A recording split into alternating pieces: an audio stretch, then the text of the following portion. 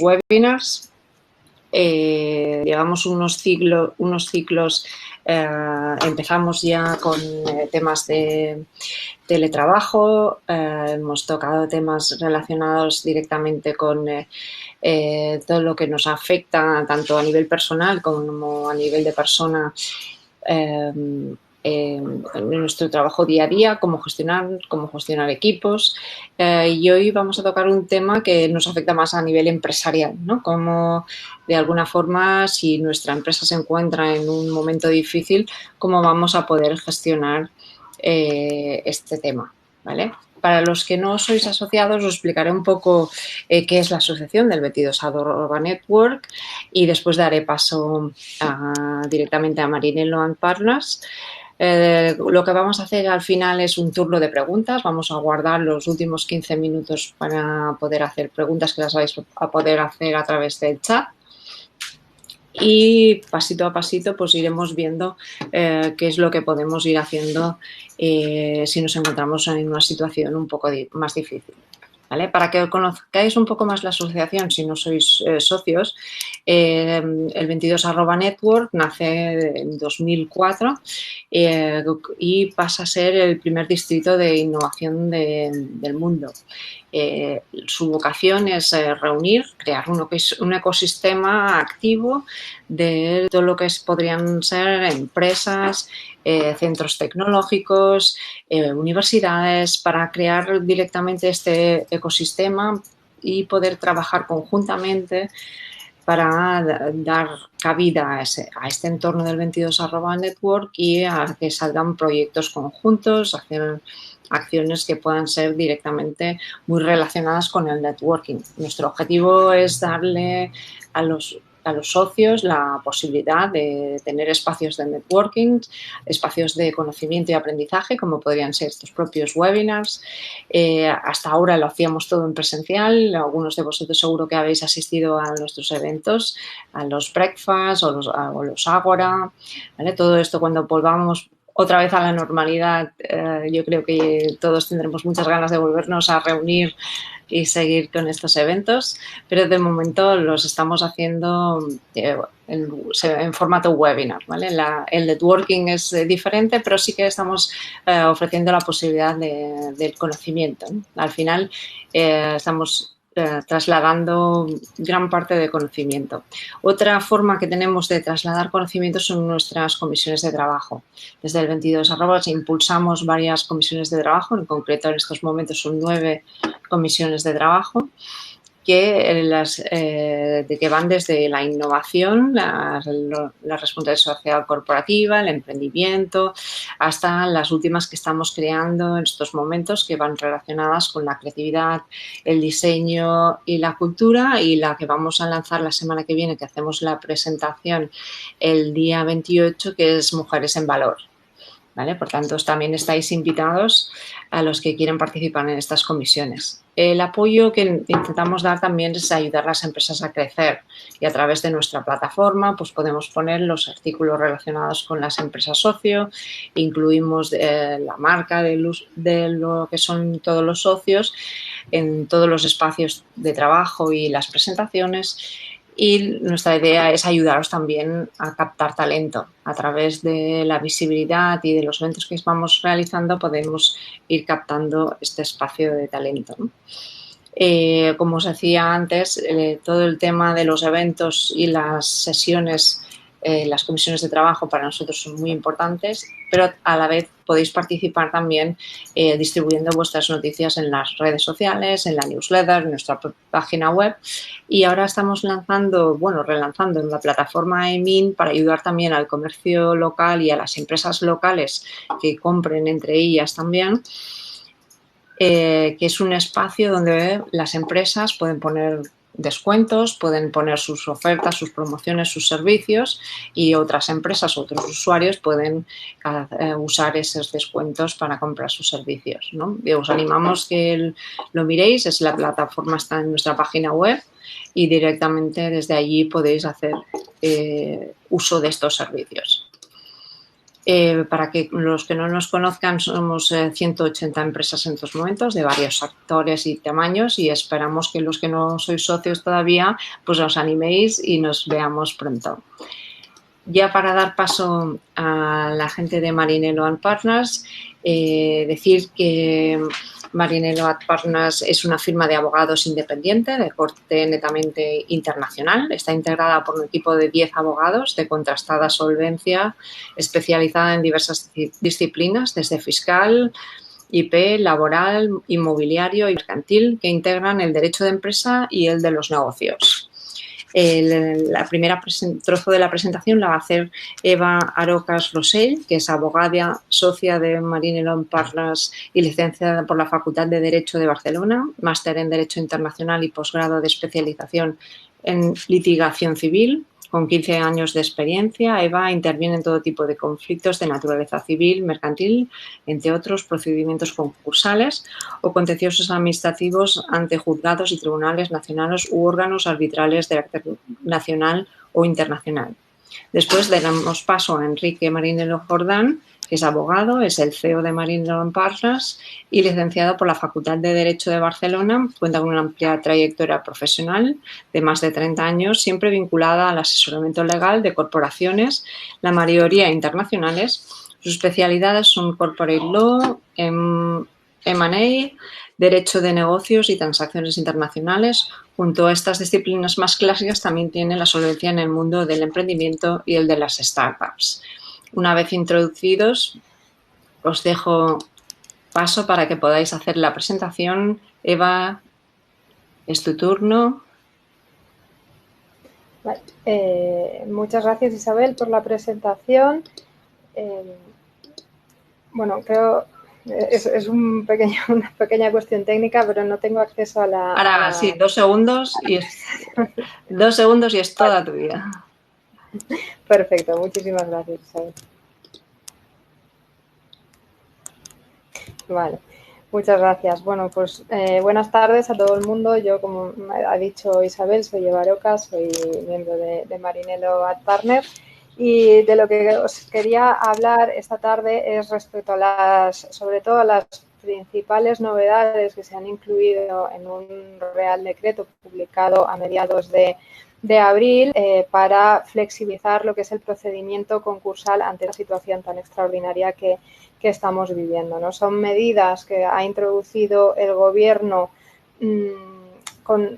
que van a tener efecto durante un plazo bastante largo, más allá de lo que es el estado de alarma que tenemos ahora por delante, y que lo que pretenden es sobre todo flexibilizar la obligación de presentar un concurso de acreedores, es decir, de comunicar al juzgado que nuestra empresa está en una situación de insolvencia, con la finalidad de que estas empresas puedan intentar renegociar sus deudas en ese periodo de tiempo, obtener nueva financiación o incluso, en algunos casos, cuando las empresas que han estado cerradas, pues que puedan recuperar un poco la liquidez o recuperar tesorería una vez reiniciada la actividad que estaban realizando antes de este estado de alarma. Vale, para ello voy a hacer primero una mención bastante breve a lo que es la situación general, cuando habría la obligación de solicitar un concurso de acreedores, para después poder hacer una comparativa para que se vea con más claridad cuál es esa ampliación de plazos y esas medidas excepcionales que se introducen. Así pues, con carácter general, podemos decir que una empresa, dice la ley también, que se encuentra en situación de insolvencia y que, por tanto, debería comunicar al juzgado que tiene que entrar en concurso de acreedores cuando prevé que no va a poder atender regularmente sus obligaciones de pago. Es decir, tengo una situación en la que mis ingresos son muy inferiores a mis gastos y, por tanto, en breve no voy a poder pagar todas las obligaciones que tengo ahora, o incluso tengo un pasivo que es muy superior a mi activo y encima la mayoría de esas obligaciones vencen a corto plazo y no voy a poder hacerlas efectivas. como norma general, desde que una empresa detecta que está en esa situación, debería solicitar un concurso de acreedores en un plazo de 2 meses únicamente. Es decir, en ese plazo sus abogados deberían preparar toda la documentación económica, jurídica, la historia de la sociedad y demás, y presentarla en el juzgado para intentar alcanzar algún tipo de acuerdo con los acreedores que le permita bueno, renegociar esas deudas que tiene e intentar continuar adelante con la actividad. Como este plazo general es un plazo muy breve, ya cuando tuvimos la anterior crisis, la que se inició en 2008, se intentó ya flexibilizar esta obligación dando lugar a otra figura que conocemos como el preconcurso, en la que en ese mismo plazo de 2 meses la empresa, en lugar de presentar el concurso directamente, lo que podría hacer es comunicar al juzgado que ha iniciado negociaciones con sus acreedores para intentar alcanzar bien un acuerdo de refinanciación con las entidades bancarias para que presten más dinero o para que le aplacen el vencimiento de las deudas que ya tiene, una propuesta anticipada de convenio, que sería un acuerdo con los acreedores para determinar si aceptan hacerle una rebaja en las deudas que tienen que pagar o darle también más plazo para que pague esas deudas, que por tanto no entre en esta situación de insolvencia, o bien un acuerdo extrajudicial de pagos en lo que se persigue es también un tipo de acuerdo, pero a través de un mediador que nos va a ayudar, sobre todo a empresas pequeñas y autónomos, a poder alcanzar un acuerdo para liquidar las deudas que se puedan y poder empezar, por decirlo de algún modo, de nuevo, ¿no? Esta sería la situación general, tal y como dice la ley. ¿Qué hace el Real Decreto que se ha publicado ahora? Como los plazos que se prevén en esta ley son muy breves y no va a dar tiempo, se prevé que no va a dar tiempo a aquellas empresas que van a empezar ahora a reabrir y con limitaciones en el aforo y demás a recuperarse, pues lo que prevé es alargar de entrada ese plazo hasta el 31 de diciembre del 2020. En el régimen general también, los beneficios que tiene el hacer la comunicación, la comunicación que preveíamos antes, el comunicar al juzgado que estamos en esa situación de preconcurso, sería, en primer lugar, que se nos suspenden los procedimientos de ejecución que puedan haber instado terceros contra nuestros activos, es decir, si alguien ya nos había ejecutado y tenemos un embargo sobre los bienes, se van a suspender esos embargos.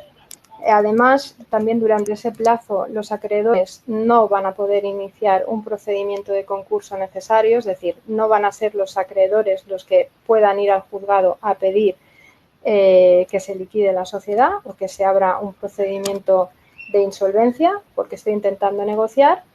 Y además a efectos de calificación del concurso, que sobre esto ya hablará más a fondo Enrique, pero que es una pieza donde se intenta determinar si los administradores de la sociedad han tenido o no algo de responsabilidad o culpa en esa generación del concurso. Si se presenta una comunicación de negociaciones dentro del plazo de 2 meses, se entiende que ha cumplido con la obligación, el órgano de administración ha cumplido debidamente con su obligación de iniciar un concurso y, por tanto, bueno, eso va a tener efectos en esa calificación. ¿Vale? En sentido contrario, también, si hay un retraso, o sea, si no se efectúa esa comunicación o no se inicia el concurso de acreedores en el plazo de 2 meses general,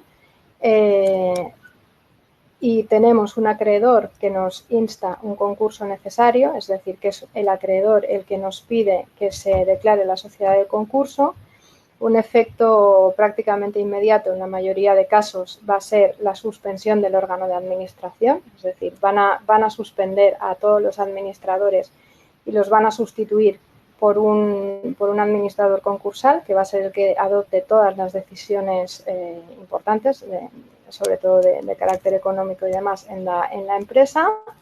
Y si se va a abrir esa pieza de responsabilidad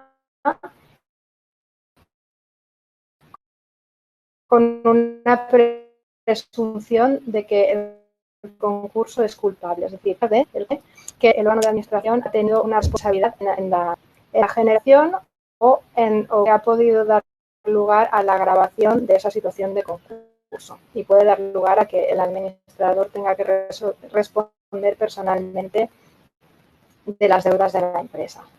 Bien, para evitar estos efectos tan perniciosos y sobre todo el corto plazo que tenemos para presentar ese concurso de acreedores, lo que hace el nuevo Real Decreto, como decía, es ampliar el plazo para solicitar esa declaración de concurso de acreedores hasta el 31 de diciembre de este año, de manera que las empresas durante ese tiempo puedan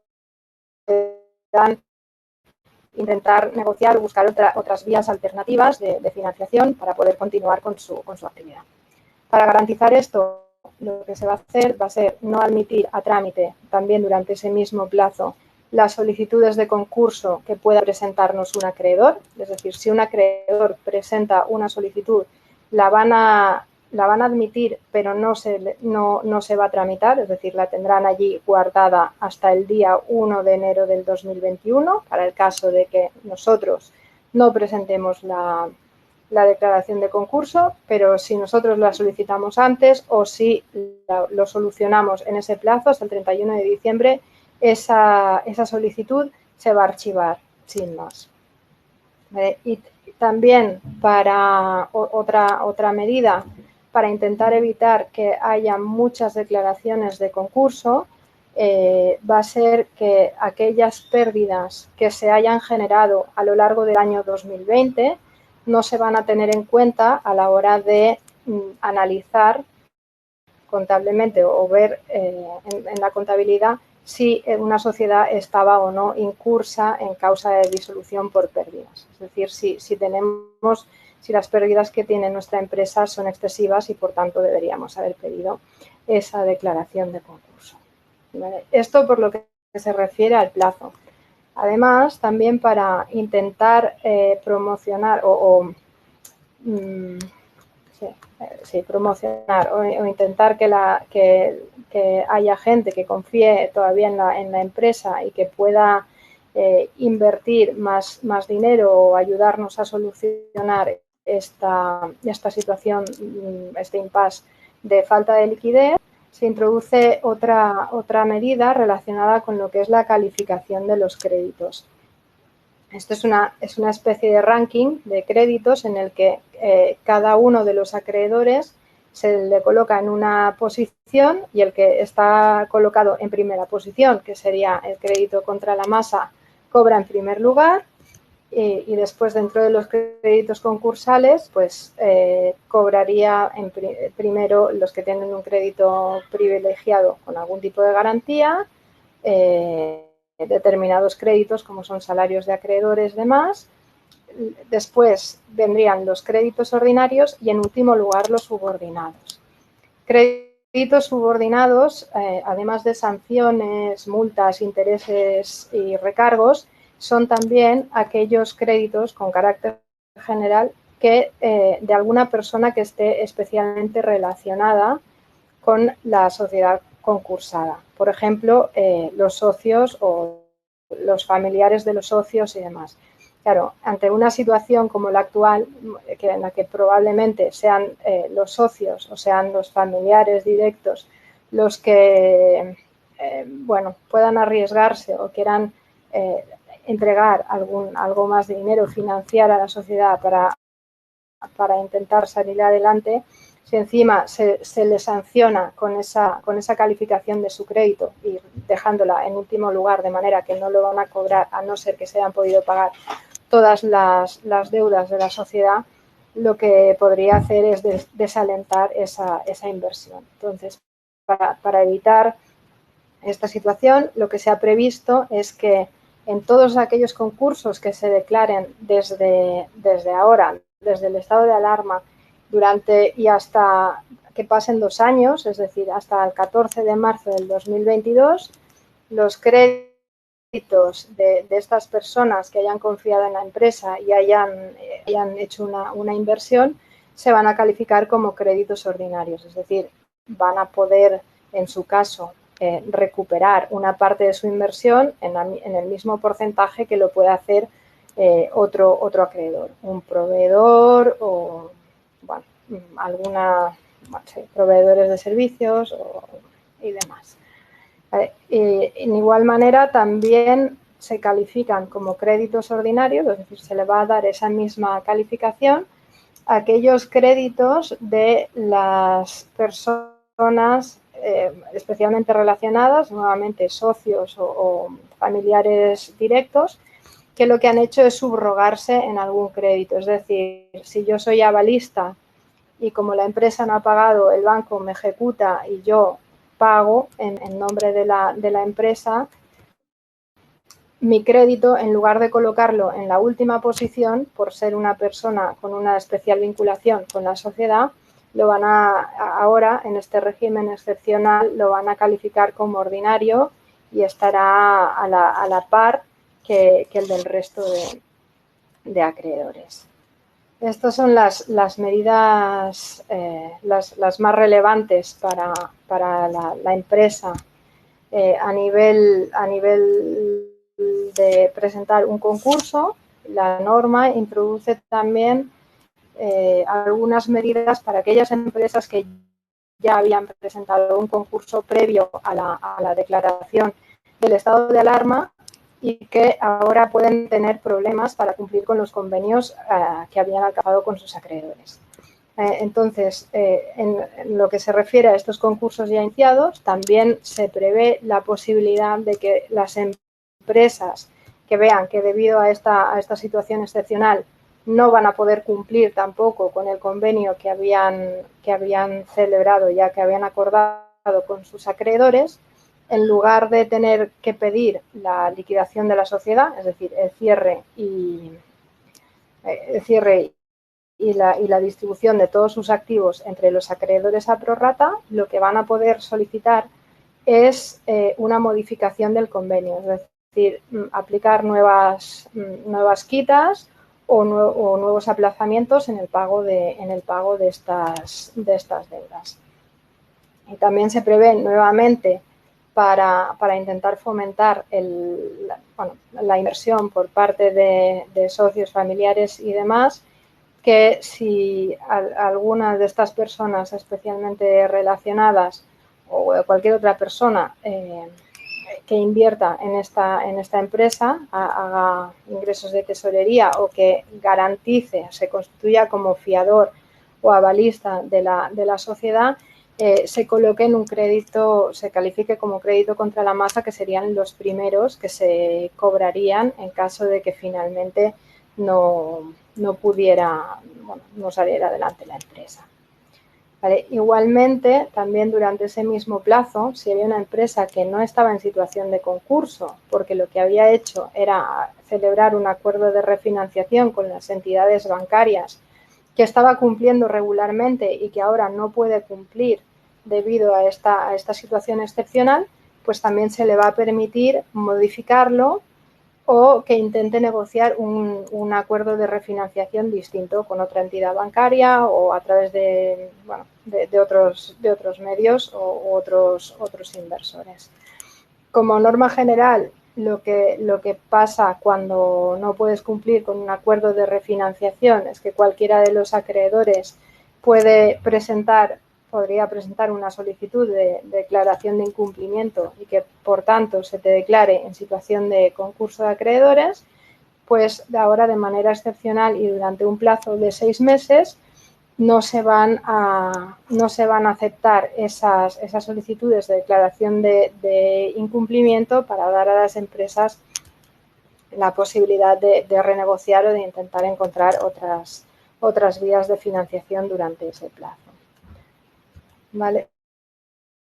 Estas son las medidas más relevantes a efectos de empresa, otras medidas que se han introducido están relacionadas con lo que es la agilización del procedimiento concursal en el marco del procedimiento en sí y lo que son los juzgados.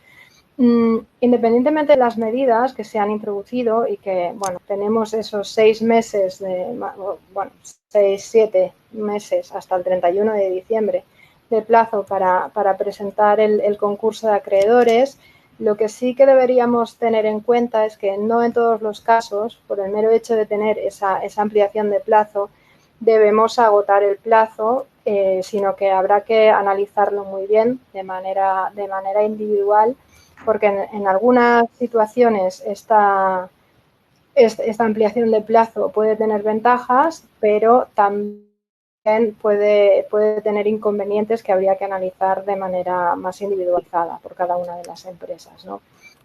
Como principales ventajas, pues sería lo que ya hemos estado diciendo, la posibilidad de renegociar las deudas, de reestructurar también las deudas, resolver contratos para poder disminuir la carga que tenemos cada mes, hacer cambios, reducciones de personal si fuese necesario o de locales, etcétera. También para conseguir más liquidez, ¿no? Intentar obtener también alguna de las líneas de crédito que ha puesto en marcha el gobierno. Y también, una vez recuperada la actividad, si es que es posible, ir enjuagando esas pérdidas que se han acumulado durante esos 2 meses para solventar esa situación de iliquidez o de insolvencia temporal, ¿no? ¿Qué ventaja tiene ahora con este nuevo plazo? Es que al no tener la obligación de presentarlo en esos 2 meses y no podérsenos presentar un concurso necesario, no tenemos el riesgo de que se nos suspenda como órgano de administración, es decir, de perder el control de la empresa por intentar negociar un poco más allá de esos 2 meses. Vamos a tener un poco más de plazo y además, como tampoco existe esa obligación de presentarlo en los 2 meses, el riesgo para los administradores de que sean declarados responsables a título personal de las deudas de la empresa también va a ser menor, porque no habrán incumplido esa obligación de presentar en plazo, ¿no? Es más probable que no exista retraso en la presentación del concurso. Ahora bien, también el agotamiento del plazo puede tener inconvenientes en determinados casos, como puede ser pues que durante esos meses se siga deteriorando la situación de la sociedad. Eso habrá que analizarlo caso por caso, pero también hay que tener en cuenta que muchas veces una solución que se puede alcanzar para superar esa situación de insolvencia es vender la empresa, vender la unidad productiva a otra empresa que quiera continuar con la actividad, que se pueda hacer cargo de los trabajadores, que pueda continuar con los contratos. Claro, si vamos alargando mucho el plazo de la presentación y la empresa poco a poco va deteriorando los activos o va asumiendo cada vez más deudas, tiene más cuotas de seguridad social por pagar, etcétera, ese activo cada vez va a ser menos atractivo para posibles continuadores y es más probable que la empresa acabe en liquidación que si lo presentan antes. También hay que tener en cuenta que una vez presentado el concurso no van a poder instarnos demandas a nivel individual, pero si retrasamos esa presentación del concurso, durante estos 6 meses, los acreedores que vean que ya se les ha incumplido o que no se les ha pagado las deudas van a poder reclamar individualmente, van a poder presentar demandas judiciales y van a poder pedirnos también embargo de cuentas bancarias, etcétera. También, si ya hubiese alguna ejecución individual frente a la empresa, va a continuar adelante. Es decir, nos van a poder ejecutar los bienes durante todo ese plazo, de manera que igual a 31 de diciembre ya no queda nada por liquidar, ¿no? Y después, otro punto que también es importante tener en cuenta en función de la situación de cada empresa es si existen fiadores o garantes, algo que es bastante habitual, que los socios o los administradores de la empresa sean avalistas de la empresa. También, como el concurso de acreedores no extingue las obligaciones, es un punto importante, o sea, la sociedad que deja de existir ya no responde, pero el administrador o el socio que era avalista sí va a continuar respondiendo. Por tanto, también es importante valorarlo para evitar que la deuda que se va generando sea cada vez más grande, porque esto podría perjudicar también bastante cuál es la situación en que van a quedar los avalistas. Igualmente también, durante este plazo de hasta el 31 de diciembre, lo que pueden hacer los acreedores también sería instar acciones individuales de responsabilidad frente a los administradores. Es decir, si consideran que su deuda no se ha podido atender porque ha existido algún tipo de negligencia o de actuación que no era todo correcta por parte del administrador, no van a poder presentar un concurso de la empresa, por la norma dice que es 31 de diciembre, no se van a poder presentar, pero sí que van a poder intentar perseguir a título individual al administrador de la sociedad. Con lo cual, bueno, es algo que también hay que valorar para evitar daños mayores. Esta es mi parte de la presentación. A continuación le voy a dar paso a Enrique, que será quien nos hablará con más detalle de lo que es ese régimen de responsabilidad que tienen los administradores dentro de un concurso.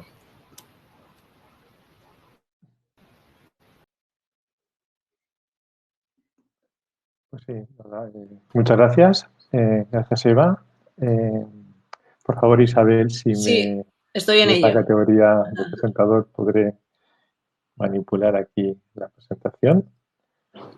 Enlazando con lo que decía Eva, que nos ha expuesto el régimen general concursal y las novedades que se han habilitado extraordinarias y temporales a raíz del Real Decreto Ley 1620, y yo lo que voy a continuar es ya cuando nos encontremos aquellas personas, o sea, empresarios, comerciantes, etcétera, que entiendan que están en una situación de insolvencia actual o una situación de insolvencia inminente. Enlazando así pues con lo anterior, me voy a centrar, como ha dicho Eva, en el tema busco la tengo que llevar la presentación. Aquí. Me voy a centrar en lo que es la calificación del concurso, en concreto en su calificación, cuando procede su calificación como culpable, y después en las responsabilidades que se derivan en sede de la ley concursal hacia los administradores. Antes de entrar en hablar de la calificación del concurso, aquí en esta diapositiva veis 4 ideas preliminares que actúan siempre a modo de directrices. La primera es que las responsabilidades que se regulan y recogen en la ley concursal meramente regulan lo que llamaríamos la atribución de responsabilidades civiles derivadas del concurso. No entra a regular cualquier otro tipo de responsabilidad, como pueden ser las que a lo mejor se generarían en sede penal, ¿no? Y al mismo tiempo, el hecho de que solo, entre comillas, regule las responsabilidades civiles derivadas del concurso, quiere decir que deja, como ha dicho Eva, al final subsistente o compatible, en función de los casos, el ejercicio de otras acciones de responsabilidad individual frente a los administradores. Esto, por ejemplo, es una materia muy regulada y recogida, y el fundamento está en la Ley de Sociedades de Capital. Dicho esto, otra idea nuclear, yo creo, en todo el tema de responsabilidades es que los administradores, el deber que pesa sobre ellos es el de ejercer su cargo con diligencia y lealtad. Esa es una línea roja, realmente. Ese principio es el fundamento de la derivación de responsabilidades. Evidentemente, el ejercicio con diligencia de un cargo no presupone que se puedan generar daños al patrimonio social o incluso una situación de insolvencia pues, fortuita, ¿no?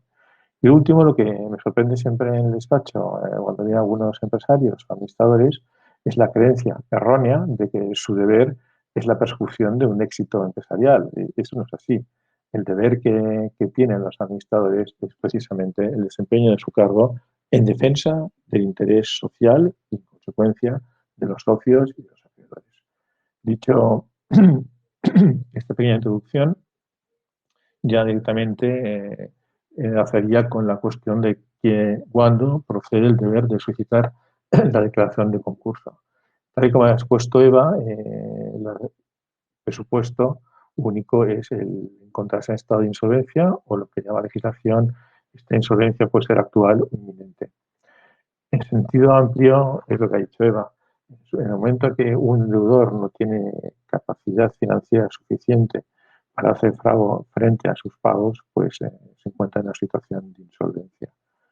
En el fondo lo que se está comparando siempre es el activo realizable versus el pasivo exigible. Dentro de la insolvencia actual, inminente se entiende cuando el deudor vea que no va a ser o no va a serle posible atender de forma regular y puntual las obligaciones de pago, en principio a corto. Este deber, como señala el precepto del artículo 5, pone la obligación de solicitar la declaración de concurso en el plazo de los 2 meses siguientes a que hubiera tenido conocido dicho estado de insolvencia o hubiera debido conocerlo. Ha quedado excepcionalmente prorrogado al 31 de 12 de 2020, como nos ha expuesto también Eva, y salvo las presunciones que se recogen a continuación y que admiten prueba en contrario, es decir, pueden desvirtuarse, en principio se entenderá de que, evidentemente, el administrador que está obligado y que pesa el deber de ejercicio dirigente de su desempeño al cargo, lo lógico es que si lo desempeña con diligencia, valga la redundancia, la situación o el estado de insolvencia la de conocer en tiempo real. Caso diferente y que discutible, que de jurisprudencia hay en sentido no unívoca, en el sentido de cuándo se entendería, en todo caso, que el administrador debería haber conocido o conocería esa situación de insolvencia. Bueno, pues sería el tiempo de la formulación de las cuentas anuales que, como sabéis, debe efectuarse en el primer trimestre una vez cerrado el ejercicio social precedente. Pero sin perjuicio de ello, hay una serie de circunstancias indiciarias de que ya concurre el estado de insolvencia. Son las que recojo aquí en esta diapositiva.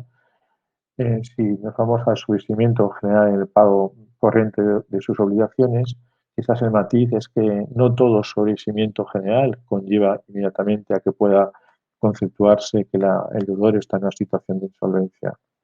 Lo que hará el juez es valorar el tipo de obligaciones, el número de obligaciones, la relevancia del importe de las obligaciones, es decir, entrar a analizarlo.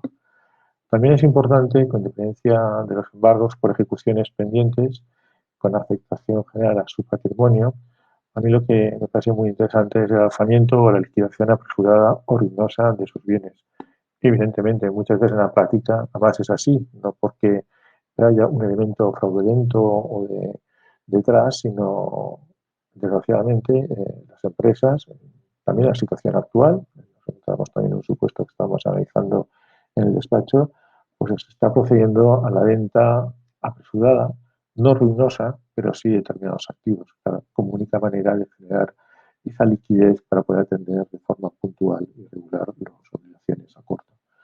Y después, otro indicio es el incumplimiento generalizado, que la ley lo marca o lo lleva a un tiempo de los 3 meses anteriores a la solicitud de concurso, si no se efectúan el pago de carácter generalizado de las cuotas tributarias exigibles, los pagos de cuotas en la seguridad social y en general salarios, indemnizaciones y demás conceptos asimilares a los salarios. De alguna manera son lo que se denomina obligaciones sensibles. Dicho esto, conocido pues cuál es o cuándo nace el deber de solicitar el concurso, nos preguntaríamos quién está legitimado. Con carácter general, la legitimación para solicitar la declaración de concurso sería siempre el deudor, obviamente, y los acreedores. Ya ha hecho la diferenciación Eva en cuanto que si es el deudor se calificará de concurso voluntario y si quien estase en la solicitud de declaración de concurso fuere un acreedor, tendría la constitución de concurso necesario. En la tipicidad o característica, que es cuando el deudor sea una persona jurídica, existe un órgano, que es el órgano de administración o de liquidación, que es el competente para solicitar dicha declaración de concurso. Otros legitimados en sede de persona jurídica serían socios, miembros o integrantes personalmente responsables de las deudas sociales. Un ejemplo sería una sociedad comunitaria o colectiva donde los socios denominados colectivos pues, responden personalmente de las deudas sociales. Otra figura sería la asociación de interés económico. Allí los responsables que responden y por tanto legitimados serían sus socios. En el caso de una fundación de derecho privado, pues eso sería el patronato. Bueno, es decir, la casuística aquí también es grande en función de la forma jurídica que revista la persona jurídica, valga la redundancia. Lo que nos interesa ahora, a efectos de la atribución de la responsabilidad, es la calificación del concurso. La calificación del concurso no opera automática. La calificación del concurso es una pieza separada, es la sección sexta, y para que se abra debe concurrir a uno de estos dos supuestos que aquí figuran. Es decir, que se haya procedido a la apertura de liquidación o que se haya aprobado un convenio de acreedores que contemple una quita superior a un tercio del crédito o bien una espera superior a 3 años. Esto requiere, para que se actúe de presupuesto para entrar a la calificación del concurso, que el convenio de acreedores ha de ser aplicable a la totalidad de los acreedores o, cuando menos, a una categoría de ellos. ¿Qué es la calificación del concurso? Pues en el fondo la calificación del concurso es el análisis de todas aquellas circunstancias que han llevado a la situación de insolvencia de ese deudor. En definitiva, lo que viene a preguntarse y responder en la calificación son 6 cuestiones básicas. Una, ¿qué es lo que ha acontecido? ¿Por qué ha acontecido lo que sucedió?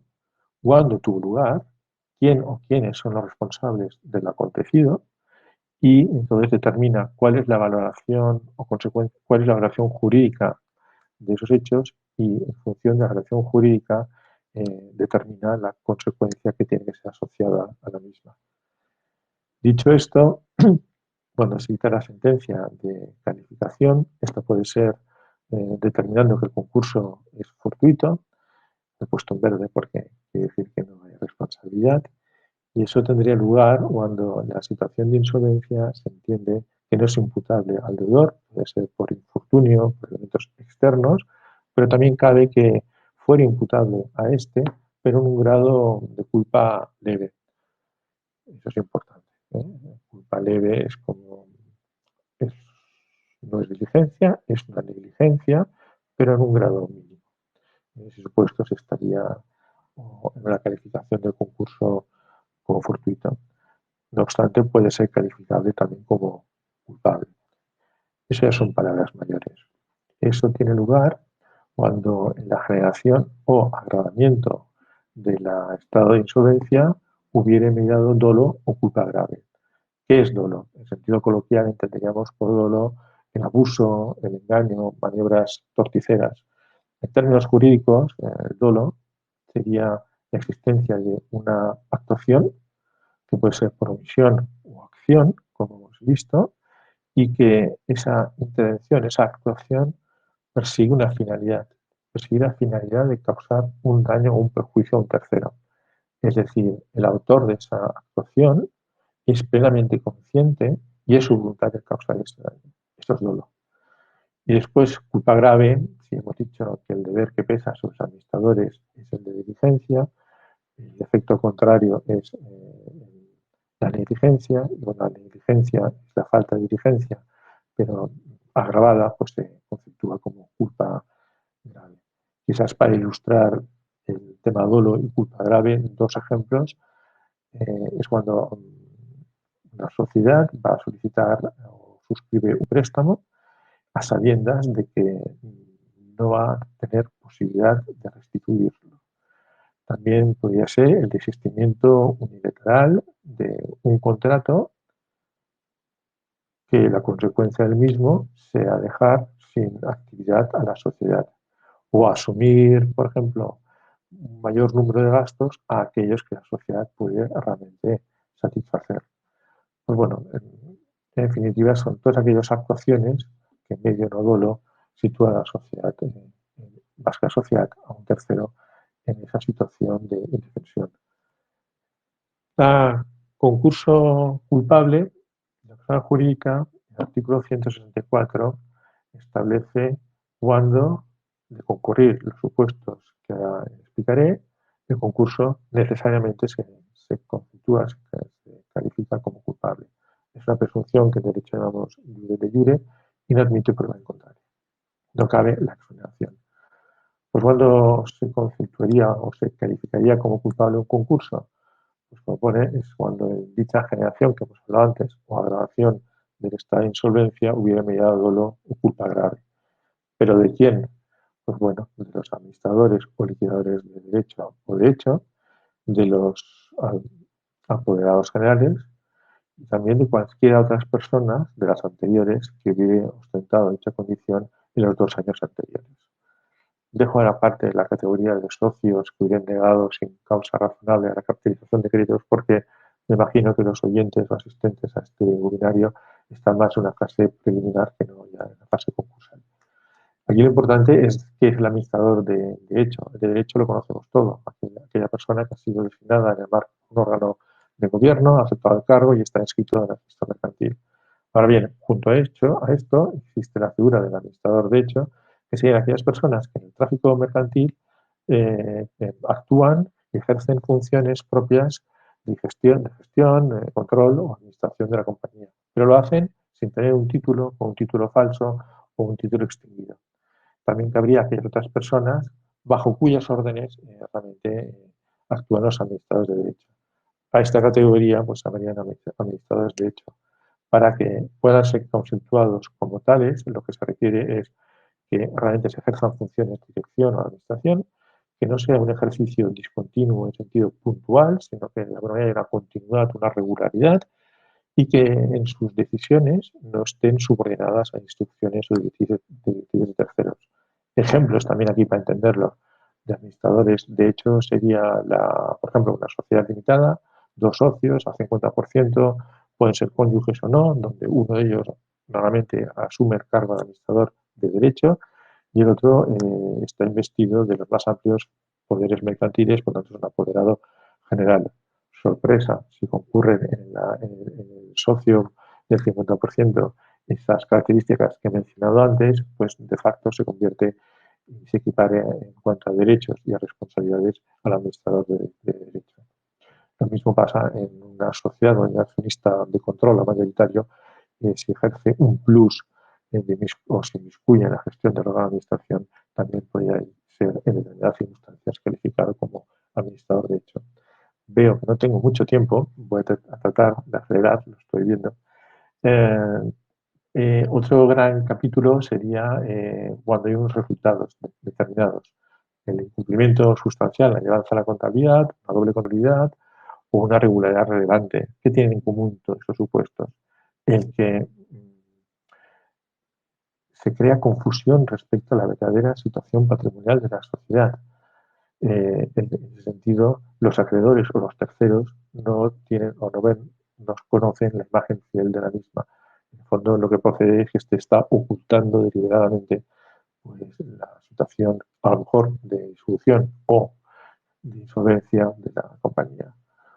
Otro supuesto interesante es el alzamiento de bienes en perjuicio de acreedores. No todo alzamiento se entiende que conlleva la determinación o calificación del concurso como culpable, sino meramente aquel que se ha efectuado en perjuicio de acreedores. Por ejemplo, la transmisión de determinados activos o la venta de una rama de actividad que se traspasa a otra sociedad pantalla. Evidentemente. Y lo importante para acelerar sería la salida fraudulenta de bienes o derechos. Aquí, atención, que haya tenido lugar incluso 2 años antes a la declaración del concurso. Esto me parece notoriamente muy relevante y a tener en consideración, sobre todo cuando se establezca una estrategia de negociación en tema concursal. Fuera a los supuestos que acabo de decir, donde la ley de concurrir pues, lo calificará de todas al concurso el culpable, nos encontramos con otros supuestos donde lo que actúa es una presunción que se llama juris tantum, que admite la prueba en contra. Es decir, si el deudor consigue demostrar que esos incumplimientos de deberes que se recogen a continuación no son imputables a él, pues que pues no se calificará el concurso de culpable, con lo cual aquí hay una inversión de la carga de la prueba. ¿Cuáles son esos supuestos, esas presunciones? Pues como veis en la diapositiva, el incumplimiento del deber de solicitar la aclaración de concurso, en principio 2 meses, el incumplimiento de colaborar con la administración concursal o el juez del concurso, y en todo caso que en alguno de los últimos 3 ejercicios no se hubiera procedido a la formulación, al sometimiento de auditoría cuando sea obligado o al depósito de las cuentas anuales en el registro mercantil. Respecto del deber de solicitar un matiz, claro, en estar en el lado seguro y como alguna jurisprudencia sostiene, eh, incluso viene a decir que el retraso en la solicitud es presunción de culpabilidad.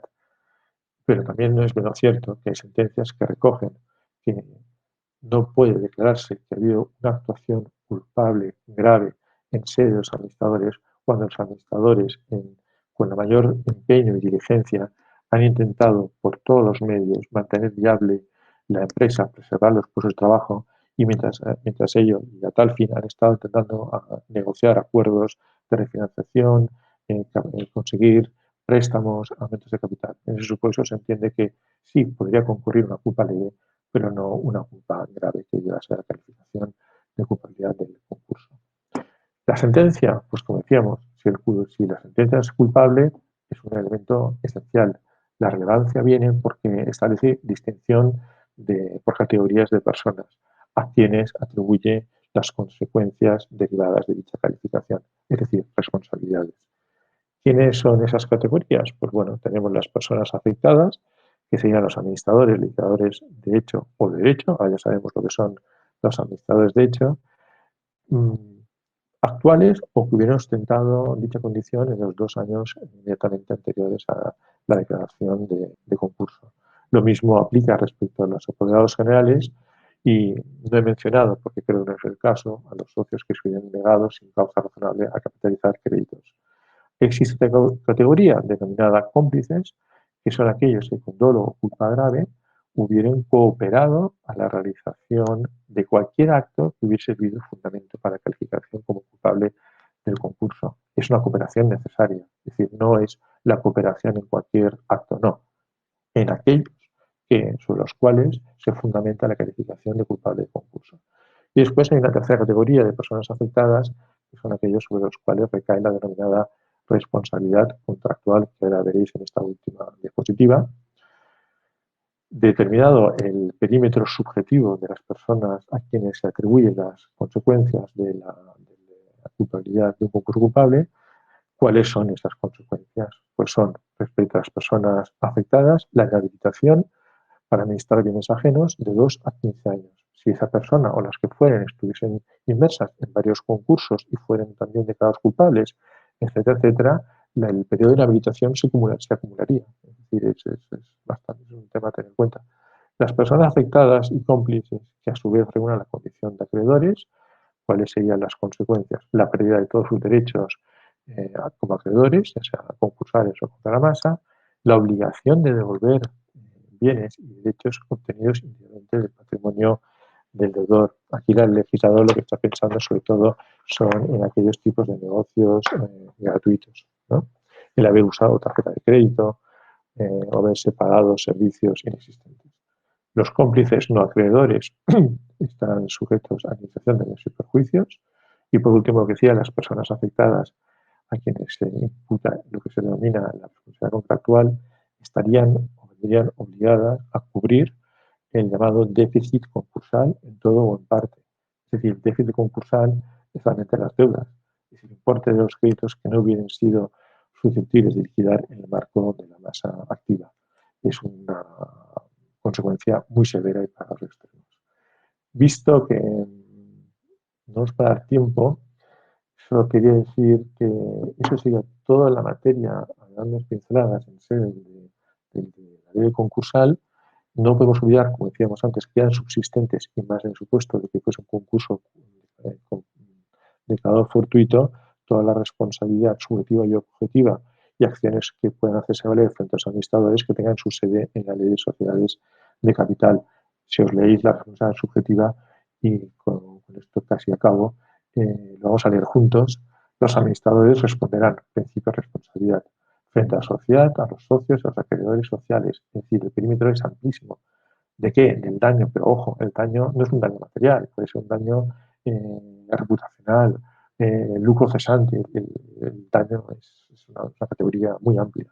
¿Y por qué? Que causen por actos o omisiones contrarios a la ley o a los estatutos. Importante, conocer la ley. El desconocimiento de la ley no exime su cumplimiento. Y atención, o por los realizados incumpliendo los deberes inherentes.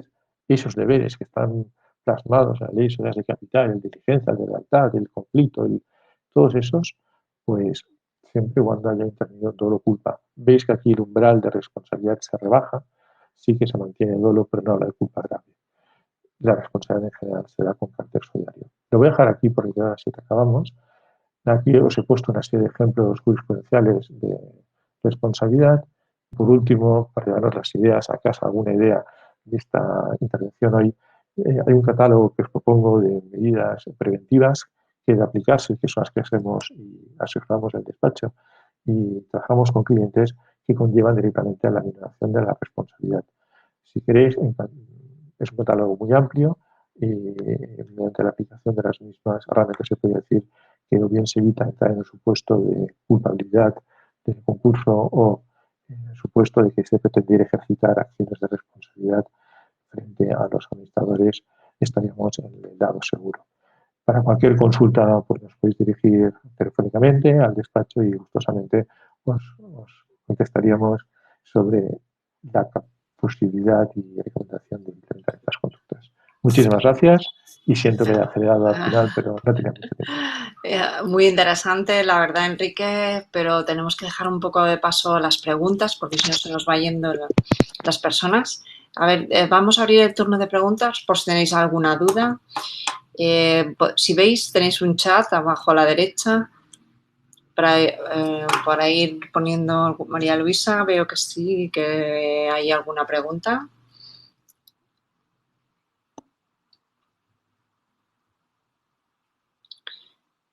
Comenta María Luisa que se aplicaría solo a sociedades. Enrique, si puedes comentar. ¿No? El derecho concursal se aplica, o sea, en situación de insolvencia puede encontrarse una persona jurídica y las personas naturales. Si esa es la pregunta, aplicaría O si también a entidades de lucro, fundaciones. Sí, también aplicaría, sí, claro. Todos están sometidos al principio del deber de diligencia, ¿no? Y de gestión de bienes ajenos. Sí, sí. De nada. ¿Alguna pregunta más?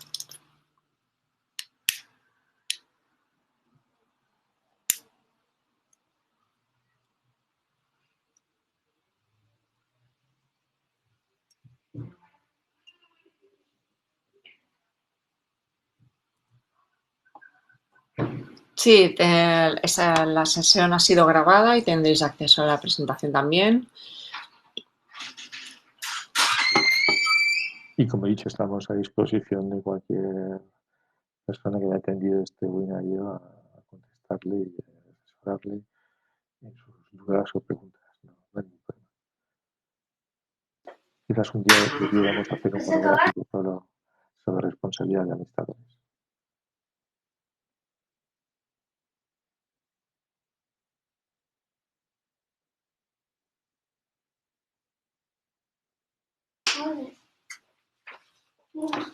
No sé si alguien más tiene alguna duda, algo que quiera resolver. Si no, ya cerraríamos la sesión.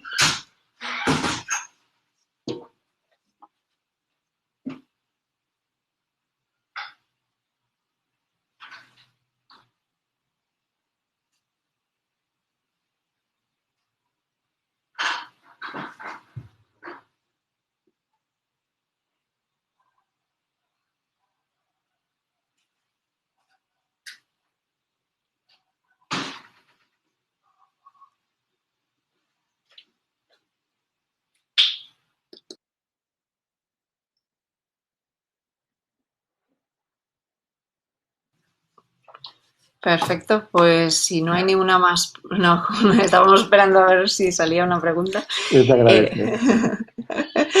Pues perfecto, entonces lo dejaríamos aquí. Muchas gracias a todos por participar, esperamos veros en los siguientes webinars y si tenéis cualquier duda también junto con la presentación y la grabación va a ir acompañada con los datos de Enrique y Eva. Y muchas gracias a los dos, Enrique y Eva, por esta presentación y por este tema que es bastante complejo y nos lo habéis explicado de una forma muy sencilla y muy que todos somos capaces de entender.